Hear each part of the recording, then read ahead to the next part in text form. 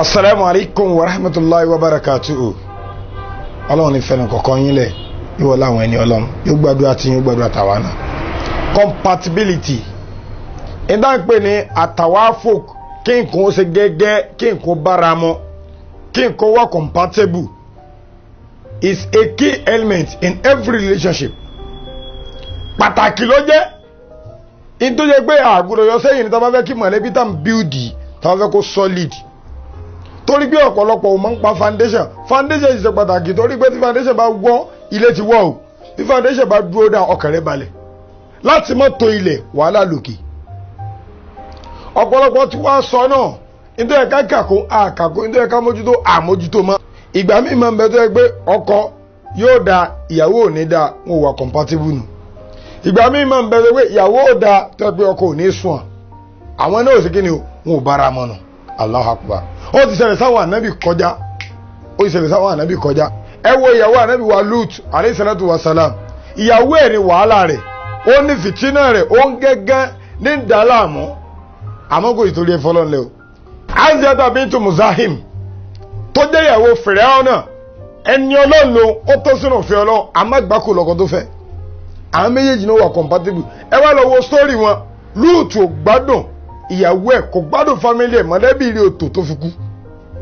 Bẹ́ẹ̀ náà ni Aisha àtàtà sọ yìí òun náà gbádùn ọkọ rẹ̀ àtàdé bíi pé at the end of the day ó padà kánmọ́lẹ̀ nínú oòrùn. Subhanallah. Tí wọ́n náà bá fẹ́ gbádùn mọ̀lẹ́bí rẹ̀ ibi ọlọ́run ibi ọfẹ́ wọ̀ lọ àfikọ́ máa wò ṣé ó wà compatible àbí wà compatible wá gbọ́ fẹ́ni bá ṣẹ̀ṣẹ̀ fẹ́ lọ́kọ ló dúró fún. Kò wọ́n ti pé ńgbà tó ti wá lọ́kọ tó pé àǹfààní sọ pé ká lọ wò pé sábàá bàbá lọ́ba ti torí ẹkú nílé ọkọ ọ̀tara rẹ̀ torí rẹ̀ ti ṣẹlẹ̀ rí tí wọ́n bá mi ní ọ́fíìsì fún counseling nígbà tí wàhálà dé níbi ìyàwó wọn wá mo fún ọkùnrin ní time tẹ̀ mo fún obìnrin time tẹ̀ kí n tó wá pé àwọn méjèèjì papọ̀ ìgbà tó kẹ àkókò ti tóbìnrin ń gbóyè ló wá dàrú pé àfà gbogbo tẹ̀sán ó wọ̀ mí létí pé ó wọ̀ mí létí àmọ́ ọ̀dà ẹ̀yìn ní ẹ̀ bá wò bóyá àpapọ̀ àbá àpapọ̀ mo ń lẹ́yìn ọmọ mẹ́ta ìbẹ̀rù tí wọ́n sọ̀tàn Lúùtù fún kò tí torí rẹ̀ fi ìyàwó rẹ̀ lẹ́ o a ṣe àdàkò tí torí rẹ̀ kọ́ kọ́ rẹ̀ bọ́kọ́ ṣe jágbàgò tó mọ́ ti torí rẹ̀ kọ́ eléyìí ti rí bẹ́ẹ̀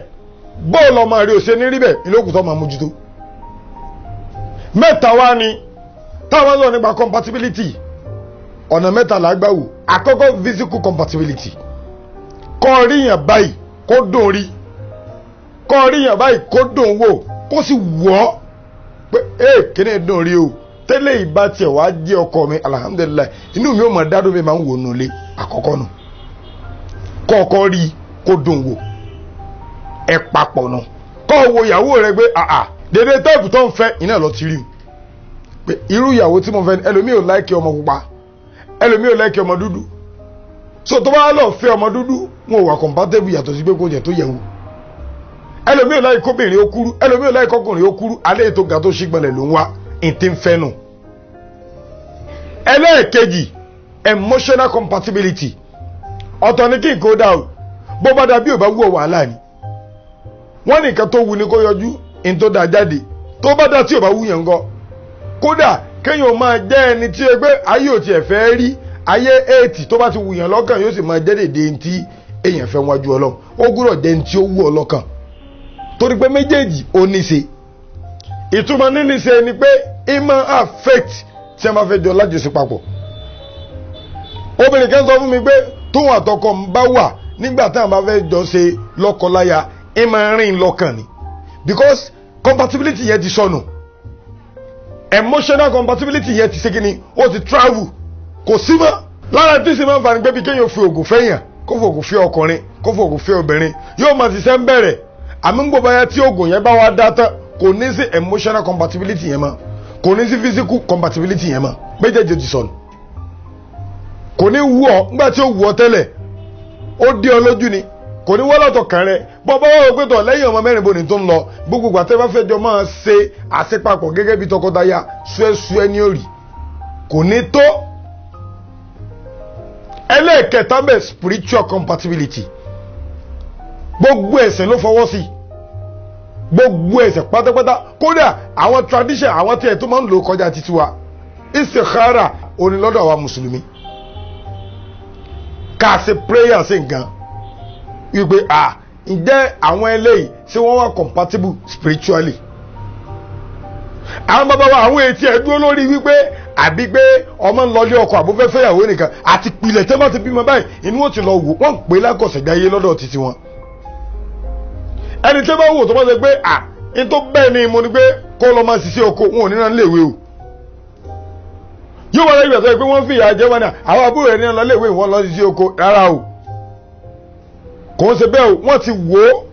pé ọ̀nà tí ó rìn ní ẹ̀ẹ́dẹ̀ máa rí nídìí oko rẹ̀ yóò dẹ̀ máa jẹ́ olówó kòkó yóò máa lówó yóò máa kọ́lé yóò máa ra ká láì kàwé. ọ̀pọ̀lọpọ̀ ló yan oríṣòwò kó máa tà kó máa rà ló sọ fún fẹsẹ̀ lọ́ọ̀yà sẹ́yìn pé yóò takora wọn kó papọ̀. àwọn bàbá yẹn tí wọ́n ń ṣe láti gbà yẹn kò wájó sí wàhálà kò jó sí dàm àtàdé bíi pé ìyàwó fífẹ́ lé wọn á máa wé débẹ̀ pé tọ̀ sáláyà púpọ̀ ni àbáláyà kékeré. jàmáà tó ìpín aláya púpọ̀ àtìlẹ̀ náà wọ́n ti máa wọ́n fún gbẹ́dọ̀ kò ní fẹ́yàwó kan o méjì mẹ́ta ni tó ìpín aláya kan ni wọ́n ti máa sọ gbẹ́dọ̀ mọ́dẹ̀wò láti fẹ́yàwó méjì àbí mẹ́ta àwọn ti wò nísẹ̀ǹbáyé ni mò ń sọ o tó ń jẹ́ àwọn traditional aspect. àmọ́ lọ́nà mùsùlùmí àwọn náà ní istikhara tá à ń ṣe àti wò ó wípé physical compatibility wọn dà emotional compatibility wọn dà okay spiritual ibi tí wàhálà tí wọ́n ń ṣẹlẹ̀ nù. ẹlòmíín náà ò fẹ́ síyàn àáfà tó lọ́ba ló sì lọ́nà ẹlòmíín náà ò fẹ́ ṣiṣẹ́ ibi ó gbọ́rọ̀ rẹ̀ lọ ibẹ̀ náà ti dàrú kódà ẹlòmíín ó lè ti torí pé tó àáfà ìbá ń ṣe istikhara subhanallah àáfà bọ́ máa ń ṣe wábàá ló ti wu àáfà lójú àáfà ọ̀bàdì mọ́lẹ̀ ẹ wo ibi tí wàhálà ti dé. bọ́ọ̀lù ilé wọn ti fẹ́ tòrò obìnrin dẹ̀ ní kò sírú oògùn tó lè sàsóbìn àfi tí o bá ṣe menstruation tí bá ti ń ṣe menstruation báyìí oògùn yóò máa já lára rẹ̀ díẹ̀ àfi tó bá ń rìn ní rẹ̀ lókù yóò máa já yóò máa bá ẹ̀jẹ̀ yẹn jáde à ń bọ̀ wá bẹ́ẹ̀ níjọ́ mi. ṣùgbọ́n ọ̀nà wo ló lè gbà gbé ìbágbépọ̀ tàwa fúnkù yín tó yẹ pé ẹ ṣe gẹ́gẹ́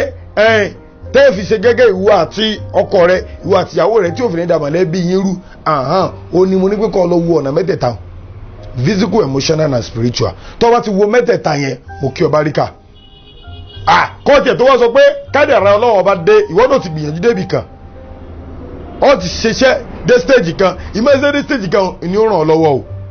bó bá ti wá bọ́ lórí tìṣẹ́ tó ti bọ́ lórí ọkọ tó ti bọ́ lórí ìyàwó mọ́jọ bọ́ lórí ọmọ tètè mójútó ọmọ rẹ tó rò lọ́la rẹ